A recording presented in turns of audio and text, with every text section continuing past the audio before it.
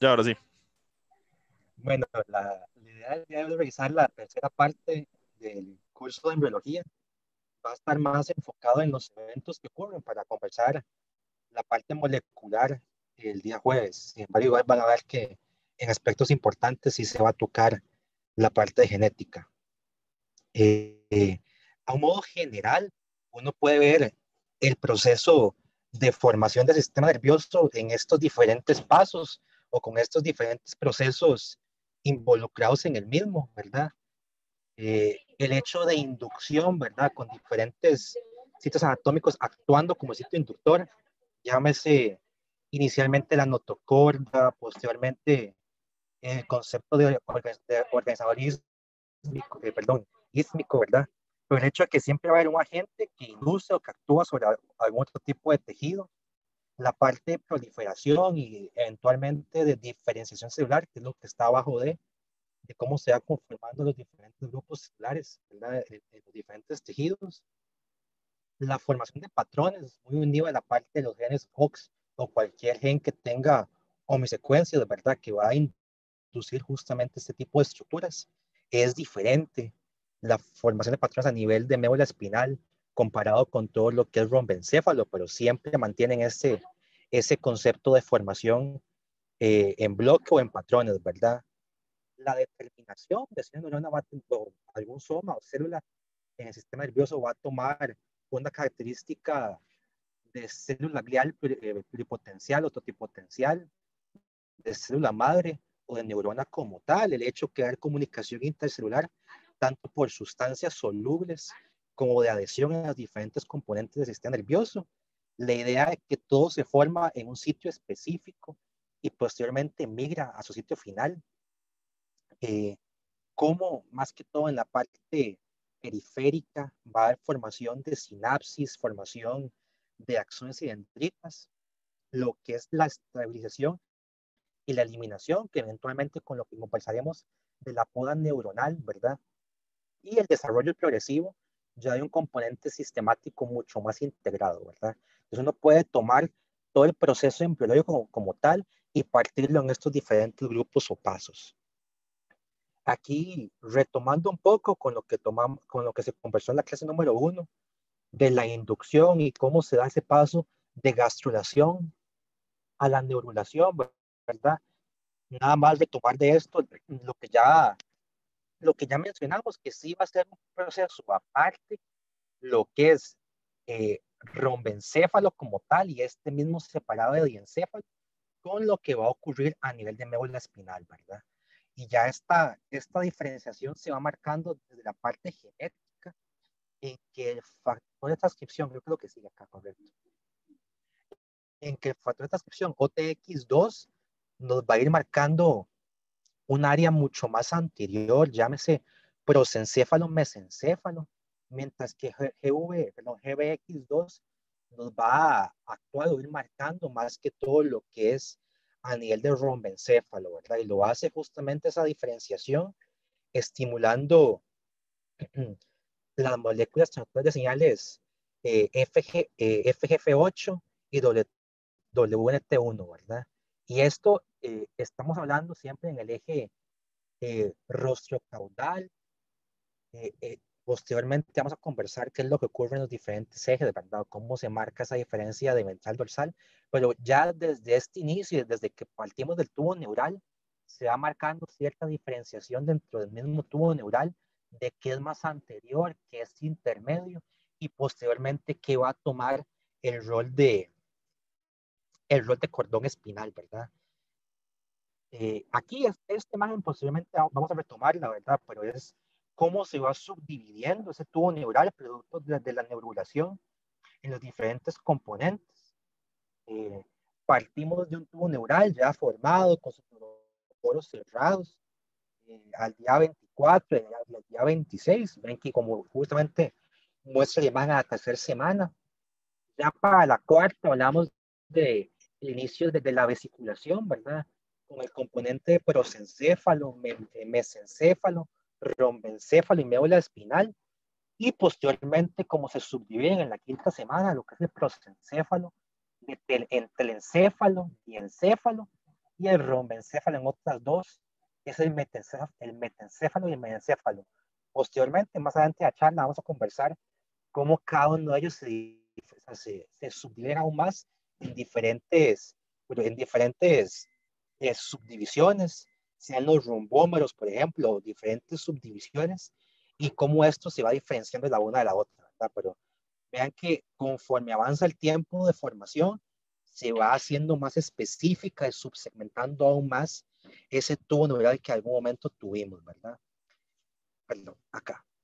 Es además importante, la alemania está un poquito más adelante, pero que es justamente en estos momentos entre lo que es tercera y quinta semana que el embrión empieza a tomar esa curvatura global, ¿verdad? Empezando de cefálico para ir adaptando la forma de ser que eventualmente va a tomar. Cerca del final de la tercera semana ya aparece lo que es la primera flexura, que es la flexura cefálica, que es bastante prominente, lo hace más o menos a nivel de mesencéfalo. Y a principios de la quinta semana aparece lo que es la segunda flexura.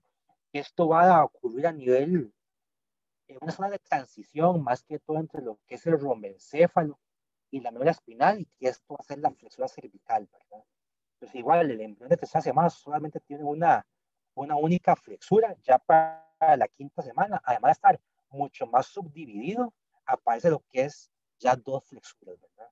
Aquí va en la imagen, pueden ver muy simplificado lo que eventualmente cada vesícula como tal me va a producir, ¿verdad? Telencéfalo, hablamos de lo que son los hemisferios cerebrales, con ciertos componentes además profundos de lo que son los núcleos de la base, y encéfalo, hablamos de lo que es el epitálamo, el tálamo como tal, el hipotálamo como tal, y cierto componente de lo que es la glándula hipoficiaria, que igual más adelante conversaremos cómo está conformada, mesencéfalo como un conjunto, el metencéfalo, que igual va a depender si hablamos de lo que es la placa basal o la placa alar, pero a modo general me va a dar lo que es cerebelo y puente, mi encéfalo deriva en lo que es la médula espinal, perdón, lo que es la médula oblongada, vuelvo aquí, y el cordón espinal como tal, ¿verdad? Eh, Esto sí es muy importante. Va a quedar un poquito más para lo que es la charla de molecular, pero desde que se conforma el tubo neural, ya empieza lo que es justamente la formación de lo que eventualmente va a culminar en las neuronas, ¿verdad? Y se da este proceso de migración, que igual ahorita contamos un poquito, pero es en general este neuroepitelio especializado, ¿verdad? Que va tomando diferentes zonajes, y esto va también en relación con lo que es el ciclo o en qué estadio del ciclo celular se encuentra la neurona, ¿verdad? Y también bastante unido con con qué tipo de división celular toma cada una de estas neuronas, ¿verdad? Aquí va un poquito de lo mismo. Eh, Me gusta más esta imagen de acá. Eh, Tenemos justamente esta célula que inicia en el neuroepitelio. Ahorita vemos en qué zona específica es qué parte, ¿verdad? Y qué es arriba y qué es abajo y qué queda cerca del ventrículo y qué queda cerca del lumen. Pero tenemos esta célula parte del neuroepitelio que se puede dividir de dos modos. Dependiendo igual de qué texto uno revise, le ponen diferentes nombres a este tipo de divisiones, pero a modo general va a tener un modo de división simétrico y un modo de división asimétrico. Aquellas partes del epitelio que tomen una división simétrica van a seguir conformando inicialmente lo que son células madre pluripotenciales, ¿verdad? También llamadas en cierto momento las células progenitoras perdón, las células progenitoras gliales o células progenitoras de la línea glial, que justamente tienen esta característica de tener este potencial de fungir como célula madre, ¿verdad? Y de ella es que eventualmente se va a conformar lo que son todas las células de la glía, llámese oligodendrocito o astrocitos, cierto componente del epéndima, ¿verdad? Mientras que una vez que estas células tomen una división asimétrica, una de de los dos productos que se conforman esa división va a eventualmente madurar para poder conformar lo que es una neurona madura. Ahora sí, ¿en qué sitio ocurre eso? Vean que esta, estas células o este componente del neuroepitelio inicialmente están cerca del ventrículo, ¿verdad? Entonces, esta zona es la que tiende a llamarse en la literatura la zona ventricular o VZ, ¿verdad? Eh, Conforme se avanza en el ciclo celular, el, el núcleo como tal se va alejando de la zona ventricular para posteriormente, una vez que se divide, volver a lo mismo, ¿verdad? Volver al mismo sitio.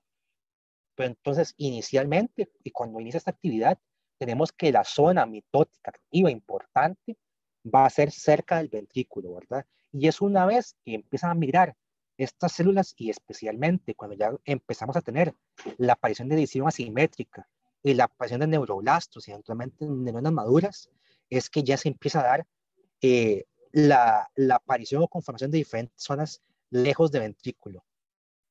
Eh, Este es un esquema igual de cómo se va viendo la corteza embrionaria conforme va progresando el tiempo, ¿verdad?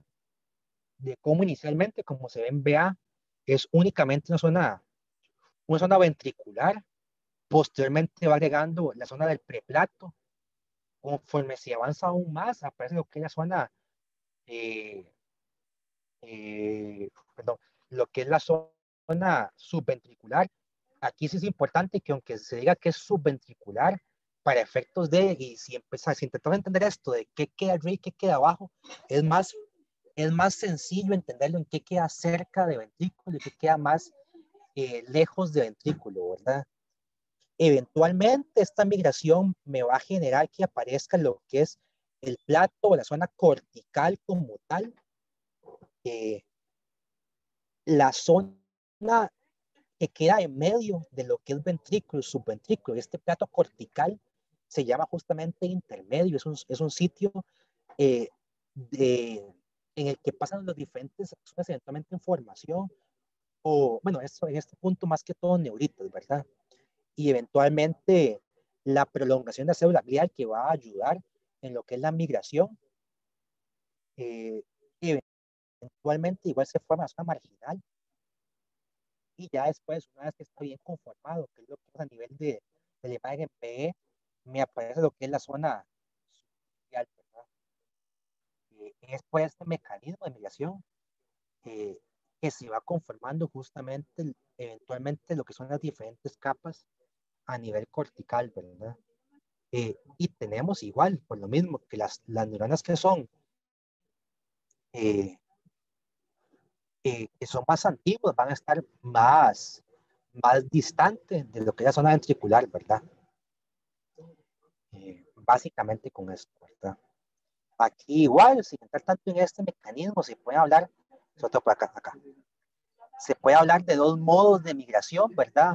Lo que es la migración, la migración radial o migración glial, que se va a dar casi que exclusivamente auxiliada por lo que es la célula glial pluripotencial, eh, que básicamente, y muy simplificado, la neurona toma casi que como un cable de guía lo que es la prolongación de esta célula glial y la sigue hasta llegar al sitio que tiene que dar. Para eso tiene que desengancharse de lo que es la superficie ventricular, ¿verdad? Pues el transporte y todo esto lo hace justamente usando como riel o como soporte esta prolongación, ¿verdad? Y además tenemos otro mecanismo que es tangencial, que se hace eh, en una dirección paralela a lo que es la superficie ventricular, ¿verdad? Eh, Eso es muy simplificado. Entonces, tenemos eso es lo que está ocurriendo a nivel de tubo neural en la parte más cefálica, ¿verdad? Tenemos esa aparición de un epitelio especializado, un neuroepitelio especializado, que eventualmente, y conforme se avanza en lo que es la división de las diferentes células potenciales, eh, se va conformando las diferentes cortezas, ¿verdad? A nivel más de médula espinal, igual partiendo del cordón, de lo que es el tubo neural, tenemos lo que es este cierre y esta presión en los diferentes sitios, ¿verdad? Entonces, aquí podemos ver lo que es todavía no cerrado el tubo neural, cómo la notocorda inicialmente va a actuar como el factor inductor. Ahorita veremos qué, qué, qué factor me están usando, ¿verdad? Más que todo en este punto Sonic Hedgehog, pero me actúa como inductor para eventualmente, y conforme se cierra este tubo neural, conformarme lo que es dos placas alares a nivel dorsal y dos placas basales a nivel ventral, ¿verdad? Todas unidas por lo que es una placa de techo, igual dorsal, y una placa del suelo a nivel ventral, que eventualmente el efecto inductor que cumple la notocorda una vez que ya se cierra ese tubo neural es la placa del suelo el que adquiere esa función inductora eh, con efecto ventralizante. Aquí igual se puede ver reflejado más que todo en la temática de colores qué sitio de sustancia gris del cordón espinal me va a derivar de cada una de estas zonas, ¿verdad? Entonces vean que la placa basal eventualmente me deriva, perdón, en lo que es eh, las astas ventrales. Y cuando conversamos de cómo se conforma cada nervio periférico, es a partir de motoneuronas de este sitio y cómo se prolongan hacia la periferia, que nace el componente motor del nervio espinal, ¿verdad? La placa alar, por otro lado, me va a derivar o crear o eventualmente conformar lo que es el asta dorsal. Y aquí igual, siguiendo la temática de aferencia, más bien son somas ubicados en los ganglios de la raíz dorsal que eventualmente van a ingresar a nivel del asta dorsal para conformar y dar por sentado el componente sensitivo de los diferentes nervios periféricos. Esta imagen igual me gusta porque refleja que lo que ocurre a nivel caudal, perdón, a nivel cefálico, de la diferenciación o la aparición de diferentes zonas en ese neuroepitelio del tubo neural, también, o sea, también ocurre y también se está dando a nivel de cordón espinal, ¿verdad? Ve que igual tenemos lo que es una zona ventricular, zona interna y zona marginal, y que igual en estos sitios que se da la diferente migración, ¿verdad? Aquí con diferentes componentes más que discutir de qué rol cumplen los diferentes componentes de la gesta neural, pero siempre igual las mismas subzonas, ¿verdad? Del tubo neural y la misma idea de migración. Eh, Le imagen de aquí básicamente para conversar de cómo la placa del suelo cumple ese mismo efecto inductor que la notocorda, ¿verdad? Aunque no está acá y porque probablemente se ha conversado igual en la charla molecular, recordar que justamente Sonic Hedgehog, ¿verdad? Lo que me va a dar ese efecto ventralizante, si se quiere, y que justamente Sonic Hedgehog, el que me va a dar eh, la estimulación o inducción de las diferentes motoneuronas, ¿verdad? Que se tiene que a nivel de hasta ventral es un tipo de motoneurona, estamos en este momento evolutivo, acompañado de 5 tipos diferentes de interneuronas, mientras que es más que todo la BMP y actuando sobre WRT1, que me va a cumplir el efecto contrario, un efecto más dorsal en lo que es la placa alar, ¿verdad? Y algo muy similar veremos después cuando comencemos de qué ocurre a nivel de rombencéfalo, ¿verdad? Esto nada más para graficar, ¿verdad? Que en cierto momento de la evolución embriológica se separan, ¿verdad? En longitud, lo que es la evolución ósea y la evolución propiamente del canal espinal, de lo que es la médula espinal, ¿verdad? Y justamente por eso es que se da ese espacio sin cordón espinal eh, a nivel en este sitio, que es llenado eventualmente por las diferentes prolongaciones de los nervios, ¿verdad? Y justamente pues que aparece la caudequina, el filo terminal y cómo queda fijado ese 2, pero es justamente por esa diferencia de extensión y crecimiento óseo nerviosa. Eh, Aquí lo que ya mencionamos, ¿verdad? Cómo se conforma cada nervio espinal. Eh, Más adelante tocaremos lo que es el componente autonómico, pero vean que justamente, como ya mencionábamos, a nivel de asta ventral, inclusive pues, un hedgehog, tenemos lo que es la raíz motora ventral, mientras que viniendo del ganglio de la raíz dorsal va a ingresar a lo que es el asta dorsal, el componente sensitivo y eventualmente unirse en el tronco del nervio raquídeo, ¿verdad? Ok, ¿cómo ocurre la mielinización?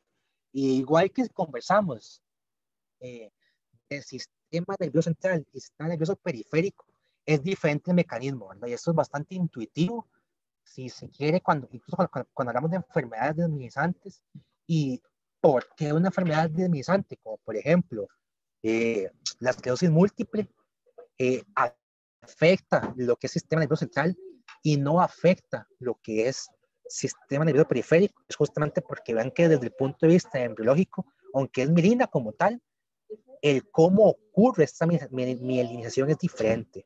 Entonces, ¿qué ocurre qué ocurre a nivel del sistema nervioso central?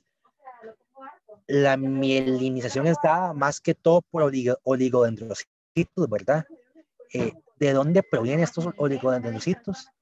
Como vimos en imágenes iniciales, es un derivado de esas células pluripotenciales o células pluripotenciales de linaje glial, ¿verdad? De ahí vienen y tienen la característica de que un único oligodendrocito puede mielinizar varias centenas de fibras nerviosas, mientras que una célula de Schwann, que es el mecanismo de mielinización a nivel periférico, se tiene que es una única célula de Schwann por acción nerviosa, ¿verdad? Y esto es porque tiene que rodear esa neurita e irse plegando sobre sí misma para lograr la mielinización. Entonces, aquí no es una para muchas, sino que una única célula de Schwann llega a mielinizar una única fibra, ¿verdad?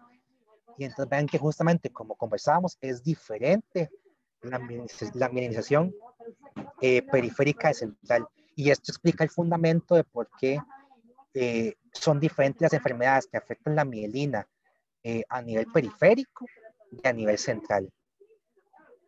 Aquí una imagen que refleja justamente lo mismo y cómo está plegado las diferentes capas de mielina conformadas por la célula de Schwann y cómo se dan, o sea, cómo engloban y eventualmente cómo van rodeando las fibras nerviosas, ¿verdad? El axón mielínico, una vez que queda cubierto, y el axón amielínico, una vez que no queda cubierto por lo mismo. Entonces ya hemos conversado muy tocado nada más de cómo se conforman el tubo neural, cómo se va fragmentando, cómo se va segmentando según la semana de, de gestación, cómo pasa de un disco bilaminar a trilaminar, la gastrulación, cómo se conforma, se cierra el tubo neural, que eventualmente, y por efecto Sonic Hedgehog, BMP y WNT1 con su efecto ventral dorsal, respectivamente, me lo van partiendo por zonas, ¿verdad? Una parte ventral motora, dorsal sensitivo, y como además tengo una diferenciación de neuroepitelio especializado en ventricular, subventricular, etcétera. Además conversamos de cómo se diferencian esas células pluripotenciales en los diferentes tipos de glía, además de los diferentes tipos de neuronas y cómo se mielinizan los diferentes axones. Ahora toca discutir o conversar cómo se conforman o cómo se forman ese axón, ¿verdad?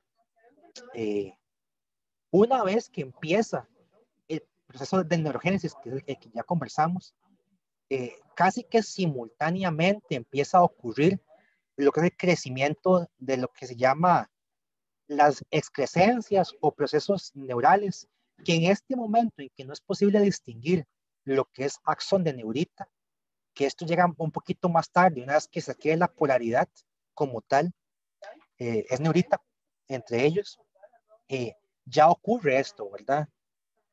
para que esto se pueda llevar a cabo, sea axón o sea dendrita, tiene que ocurrir una redistribución de los diferentes microtúbulos y todo el engramado y todo el esqueleto interno de actina, ¿verdad?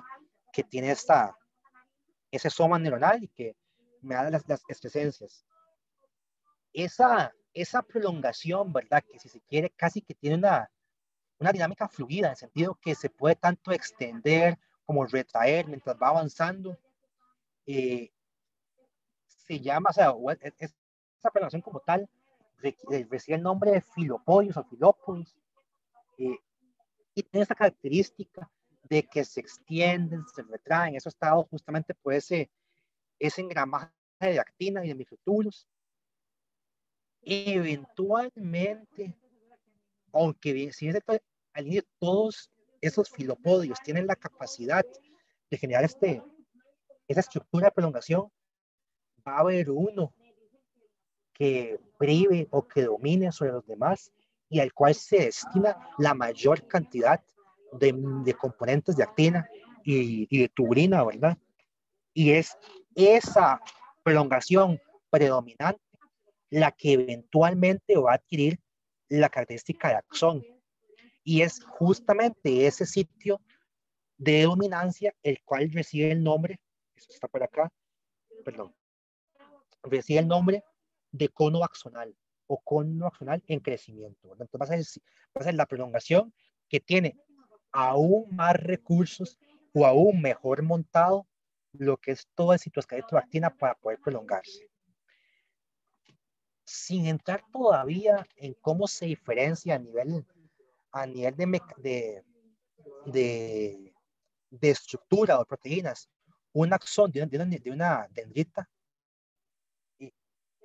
¿qué regula que pueda ocurrir ese crecimiento, ¿verdad? O sea, cómo el cuerpo suena muy teleológico, ¿verdad? Pero cómo se hace control a nivel interno y externo de esas excrescencias, ¿verdad? Entonces tenemos que, muy simplificado igual, estos 4 mecanismos. Tenemos lo que es la quimioatracción, entonces más que todo por moléculas solubles que estimulen que se acerque esa neurita en crecimiento. Atracción por contacto, esto va a estar dado más que todo por cadeninas, llámese N-cadenina o E-cadenina, pero ya requiere que haya contacto físico entre los diferentes componentes.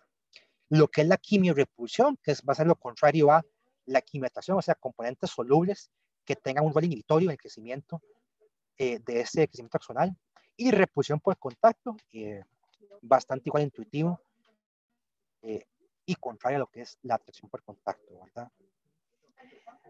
¿Qué nombres uno puede escuchar relacionado a esto mismo? Entonces, vea igual en la tabla 11.1 tomada del Carlson, que actúan como ligandos que puedan estimular o regular. También es más correcto hablar de regulación, porque pueden tener igual un rol tanto de quimiotracción como de quimiorepulsión. Nombres como la nefrina, como la netrina, eso es el millón, la netrina, la semaforina, el VGF, la daxina, la efrina, la proteína SLIT, y también pueden ver que actúan como receptores, ¿verdad? En el texto que pueden ver extraído igual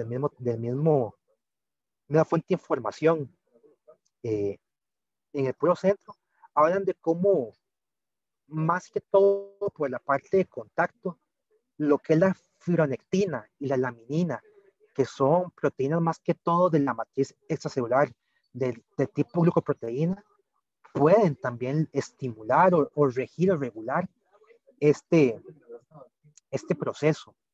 Las carinas, ¿verdad? También pueden tener este rol. Eh, y además, porque todo esto es como muy externo, a nivel interno, obviamente, ¿qué tanto recurso se le pueda brindar a ese axón en crecimiento, ese cono axonal? Dado más que todo entonces, pues si presencia o no, o mutaciones o no, de lo que es la tubulina, de lo que es la actina y esta proteína importante que es la GAP43, y justamente lo que es la GAP43 y la presencia de lo misma es lo que me va a distinguir entre lo que es el axón y la dendrita, ¿verdad? Entonces el axón dominante, uno único, bueno, depende del tipo de neurona, pero uno único usualmente, va a contar con lo que es GAP43, mientras que la dendrita como tal no va a tener esta proteína dentro de su armamento proteico. Justamente lo que conversábamos, ¿verdad? Y eventualmente ese axón, dependiendo de a dónde vaya, va a tener esa regulación, ¿verdad? Se va acercando al tejido u órgano blanco que tiene que llegar, lo hace justamente siendo regulado por esos mecanismos. Y aquí vemos un ejemplo de qué ocurre, cómo se conforma lo que es la placa motora, ya una vez que ese axón en crecimiento ha sido o quimio atraído, o quimio repulsado, o quimio negado, o por contacto, etcétera.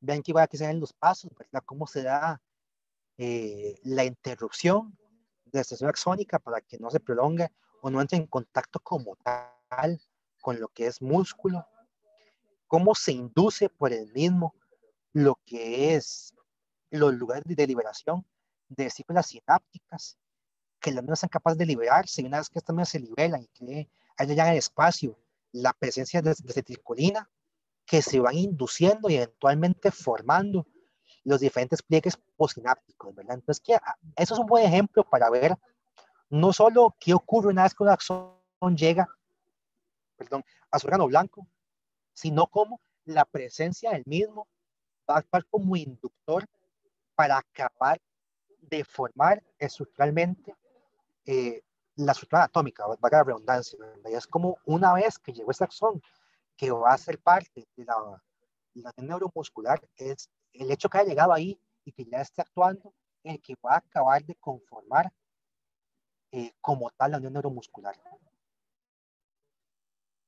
Aquí, más que todo, para que quede gráfico, muchos de los conceptos que hemos venido hablando, ¿verdad? En la imagen de la izquierda superior, ver un ejemplo de lo que es no solo un filópodo o un filopodio, con el componente de tubulina formando los microtúbulos y de lactina, dando esa capacidad retráctil para prolongarse y retraerse, sino como ya una vez que se da y que hay uno dominante, ese va a actuar como la neurita líder y eventualmente conformarse como un axón. Ahí se pueden ver igual graficado lo que es la quimioatracción soluble y efectos más bien de repulsión solubles que van a evitar que se prolongue. A nivel de centro, vemos lo que es ejemplos de por contacto, las carinas, lo que es la integrina, lo que es la efrina, y a nivel superior, lo que es la semaforina, con todo lo que es la familia de la letrina, ¿verdad? Más que todo, eh, graficar muchos de estos nombres que hemos venido mencionando, ¿verdad? Y cómo obviamente cada uno de ellos eh, tiene una repercusión en todo lo que es una cascada de mensajeros secundarios a nivel interno, ¿verdad? Aquí igual lo mismo, más que todo lo que es quimiotracción, quimiorepulsión, por contacto, graficado en esta imagen de la izquierda superior, y igual por contacto cómo se dan diferentes mecanismos, ¿verdad? Para controlar el crecimiento, ¿verdad? Sea que se autoevite, que se induzca, que se induzca apoptosis por contacto y justamente pueda así regular la esta inflamación. ¿Qué puede ocurrir si esto sale mal, verdad? Vean que no mencioné en la parte de diferenciación y de migración, no mencioné nada de lo que es malformaciones corticales, porque eso igual va a ser tocado en la clase de molecular 2, pero obviamente si hay algún tipo de efecto, sea porque se diferencia más, o se diferencia menos, o porque mira todo en un sitio, o porque se mira mal, todo esto puede derivar en diferentes patologías, malformaciones. También el hecho de que se conforme mal con la neuritis, esto puede dar en diferentes enfermedades o patologías. Tal vez la que uno más ha escuchado previamente es el síndrome de Kalman, ¿verdad? Con el gen mutante de la anosmina y la CAL1, ¿verdad? Y cómo esto se puede derivar en diferentes patologías. Es solo un ejemplo de enfermedades asociadas a las diferentes migraciones, ¿verdad? Perdón, a las diferentes errores en la conformación de neuritas. Pero hay más, como se pueden ver ahí. Aquí igual, porque faltaba conversar cómo se daba el componente simpático y parasimpático, más que todo simpático, del diferente nervio periférico, ¿verdad? Eh, Muy unido a lo que era anatomía, esto no difiere mucho. A nivel torácico, entre T1 y L2 va a estar lo que es el asta intermedia lateral. De ahí es que diferentes prolongaciones van a ingresar en lo que es el nervio espinal, por medio del ramo blanco, va a ingresar en lo que es el ganglio y eventualmente por medio del ramo comunicante gris van a dar la rama simpática la rama simpática, igual ya lo conversamos en lo que, en lo que fue la charla de anatomía, la charla de anatomía del sistema autonómico. No difiere mucho. Ok, ya la imagen que conversamos previamente, ¿verdad? Y de cómo vamos a tener el proceso de vesiculación posterior a lo que era la, la neurulación y toca ir conversando un poquito de cada vesícula como tal, ¿verdad? Aquí lo que hablábamos de cómo se va plegando el embrión para ir adquiriendo esa conformación de C con la flexura cefálica y la flexura cervical y cómo se va dando esa diferenciación en lo que es que telencéfalo, que diencéfalo, que mesencéfalo, rombencéfalo, eventualmente como se subdivide aún más en lo que es metencéfalo y menencéfalo, ¿verdad? Que es lo que se puede ver acá.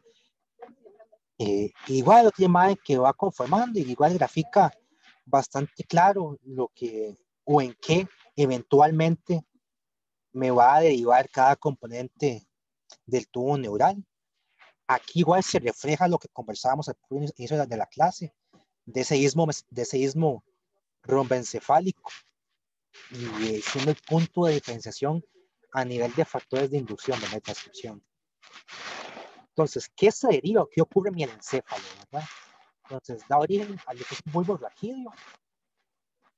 Es diferente, ¿no? La espinal en el sentido que lo que es la placa alar y placa basal, en lugar de concebirla en qué queda ventral y qué queda dorsal, se concibe en qué queda medial y qué queda lateral, ¿verdad? Entonces, ven que la placa basal justamente quedaría ventral en lo que es la espinal. Aquí tiene una conformación más medial, pero igual los núcleos que eventualmente se deriven de acá va a tener una función motora, mientras que la placa alar, que estaría a nivel dorsal en una espinal, aquí va a estar ubicada más a nivel lateral, igual separado lo que es el surco limitante, su surco limitante, que igual una vez que todo quede bien diferenciado en un tallo cerebral adulto, igual se puede diferenciar, ¿verdad? ¿Qué contiene esa placa basal? Tenemos lo que es el grupo eferente somático medial, eh, más que todo, y en este punto, en este sitio, el doceavo par real, ¿verdad? Es un núcleo, un par meramente motor, un eferente visceral especial intermedio en su ubicación, ¿verdad? Y ven que aquí nada más que todo lo que es que eh, noveno, décimo, misma lateral, un eferente visceral, ¿verdad? Después seguiría el surco limitas y eventualmente la placa alar, ya con un grupo aferente somático, un grupo aferente, perdón, aferente somático, aferente especial y aferente visceral. A nivel de metencéfalo, aquí igual lo mismo, va a haber una placa basal y una placa alar. La placa basal se va a fusionar para eventualmente eh, perdón, la placa alar se va a fusionar para eventualmente darme lo que es el cerebelo. La placa basal me va a dar lo que es el puente. Igual va a tener sus grupos de neuronas que me derivan igual en núcleos de pares reales. A nivel de la placa basal tenemos lo que es el grupo eferente somático, el grupo eferente visceral especial, el grupo eferente visceral general.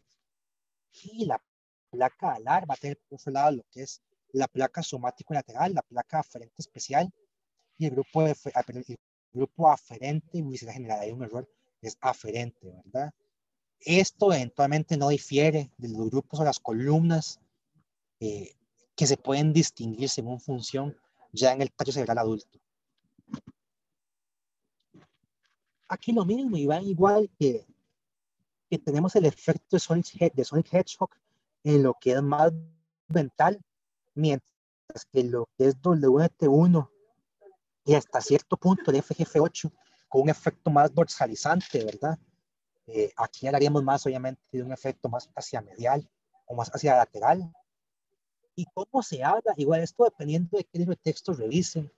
Más que todo el rombencéfalo se subdivide aún más.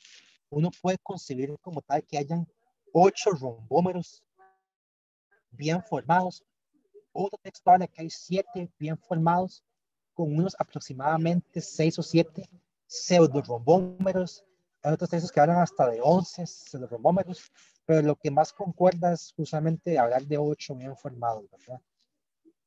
Y como ya conversamos, según el nivel, sea metencéfalo o encéfalo, se me va derivando cada parte real, ¿verdad? Que es lo que grafica un poquito la imagen de la derecha. Y como esto además guarda cierta concordancia con lo que es los arcos braquiales, ¿verdad? Cómo está inervado cada uno de ellos, por lo que es el quinto par, el séptimo par, el noveno par y el undécimo. Igual aquí no va a ser tanto el punto de esta charla de hoy ver, pero van igual el efecto que tiene o sea, igual la formación de patrones, ¿verdad? Muy propio de Hawks en cada nivel, en cada segmento del tubo neural, ¿verdad? Cerebelo, como vimos, va a estar dado por lo que es el cierre de la placa alar. Eh, Igual va a tener un mecanismo diferente de lo que es la migración neuronal. Vean igual que aquí se habla de cómo la capa granulosa externa va a formar el equivalente de la capa proliferativa, o sea, va a tomar una función bastante similar a lo que es la zona ventricular, y es de ahí que van a mirar eventualmente el resto de neuronas para ir conformando eventualmente lo que es la capa granulosa, ¿verdad? De cerebro ya bien diferenciado, básicamente, ¿verdad? Para tampoco entrar mucho en esto. Pero es bastante similar a lo que ya conversamos de la inducción neuronal, de todo ese proceso de formación de neuronas e igual la migración da tanto por radial como tangencial. ¿Qué ocurre en mesencéfalo? Igual la presencia de una placa basal y una placa alar con una placa basal que me va a formar lo que es un grupo eferente somático medial, o sea, más medial, un grupo eferente visceral más pequeñito, ubicamos hacia lateral. Aquí la capa marginal eventualmente va a crecer y va a ser lo que me conforme los pedunclos cerebrales, mientras que la placa alar acá va a cerrarse eventualmente. Ese componente sensitivo va a darme lo que es el colículo superior e inferior, la lámina cuadrigeminal en conjunto concebida. Aquí igual resumido, de dónde proviene cada núcleo parcanial, obviamente, van núcleos que tienen diferentes funciones en el sentido de las columnas, entonces va a tener orígenes tanto de metencéfalo como de mielencéfalo, ¿verdad? Dependiendo qué tipo de columna se derive de la misma. Pero, como les digo, es bastante similar a lo que ya ocurre una vez ya todo diferenciado a nivel de tallo del adulto. El diencéfalo, que muy simplificado, esto va a ser lo que me diría eventualmente lo que son los hemisferios y los diferentes componentes, unas que se parten entre el encéfalo, sí, perdón, entre el encéfalo y el diencéfalo, sí, perdón, eh, justamente en eso tenemos lo que es el prosencéfalo y el diencéfalo, que me forman justamente esto. El prosencéfalo va a ser eventualmente lo que me da los hemisferios, el diencéfalo, me da esos componentes, llámese epitálamo, tálamo, hipotálamo, eh, igual muestran esta diferenciación entre lo que es la placa alar y placa del techo. La placa alar es lo que me va a dar el tálamo y hipotálamo muy cerca igual de ventrículo, mientras que la placa de techo eventualmente se va a diferenciar en lo que es el cuerpo pineal y lo que es plexo coidedo. La hipófisis, cómo se conforma, igual es un origen diferente para lo que es la parte anterior y lo que es la parte posterior. Es igual, es intuitivo. ¿Y por qué es tan diferente la función y la irrigación y el mecanismo de lo que es la adenohipófisis, de la neurohipófisis?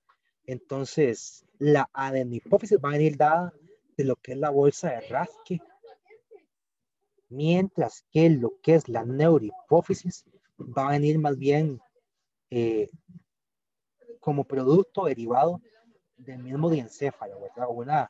Una prolongación caudal del mismo. El telencéfalo, que es lo que ya conversábamos, ¿verdad?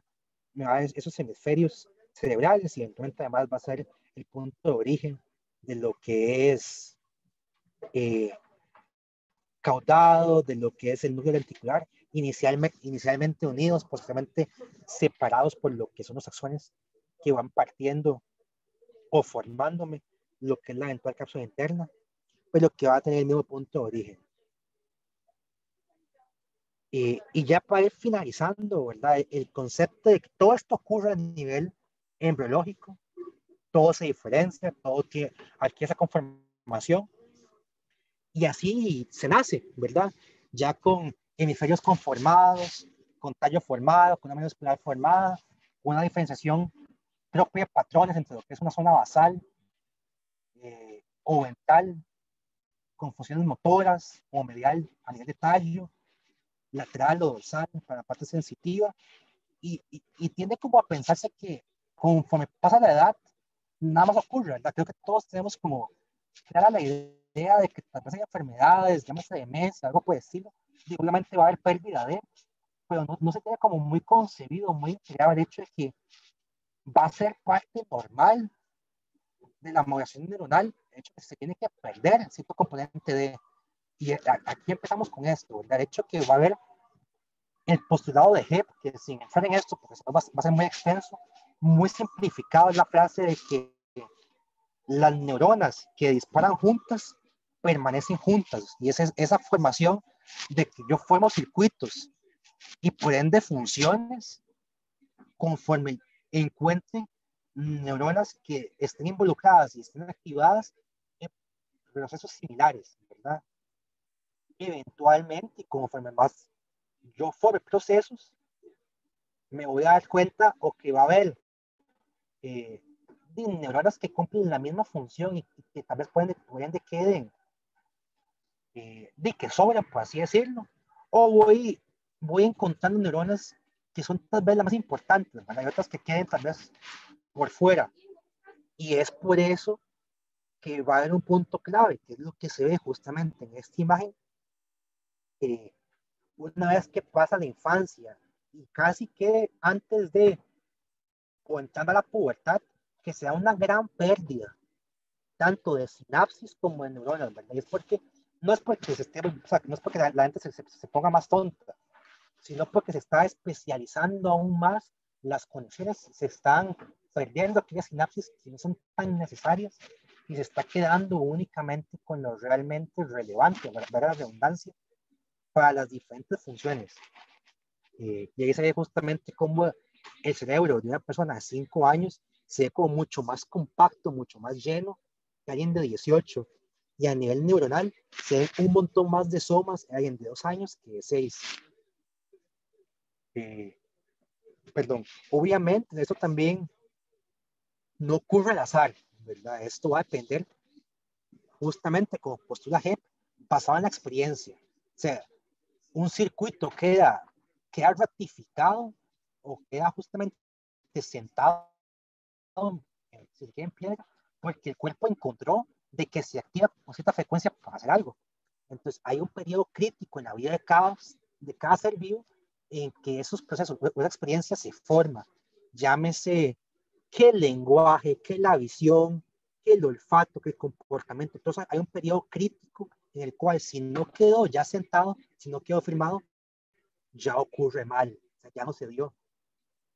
Se ha postulado que los problemas con el periodo crítico son la base de enfermedades, por ejemplo, del autismo como tal, ¿verdad? Pues uno ve que habilidades que se dan a adquirir para los 4 años no se adquirieron nunca, y es porque no se dio ese periodo crítico de modo adecuado. Se ha postulado que por esto ocurren enfermedades como la esquizofrenia, como trastornos de la atención, o cosas más simples, ¿verdad? Como el hecho de que por diferencia, por alteraciones de estos circuitos, sea el concepto de ambliopía, ¿verdad?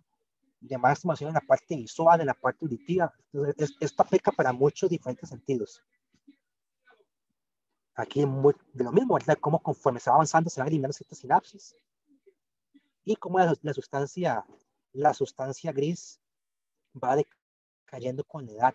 Relevante hablar de que si esto ocurre para sinapsis y para neuronas, las conexiones como tal, bueno, no tanto, pero las prolongaciones de cada neurona sí aumentan, ¿verdad? Y por eso se tiene que la sustancia blanca sí aumenta, ¿verdad? Según la edad. Eh, Básicamente, eso es lo que les tenía para hoy. Una revisión más que todo de los pasos o qué va ocurriendo a nivel de tubo neural, a nivel de cordón espinal y los diferentes, y cómo se va formando, va tomando forma de las estructuras que ya para otros también formadas. Y conversar un poquito el jueves, más que todo de la parte de los mecanismos por los cuales esto ocurre. No sé si hay alguna pregunta o duda o observación al respecto.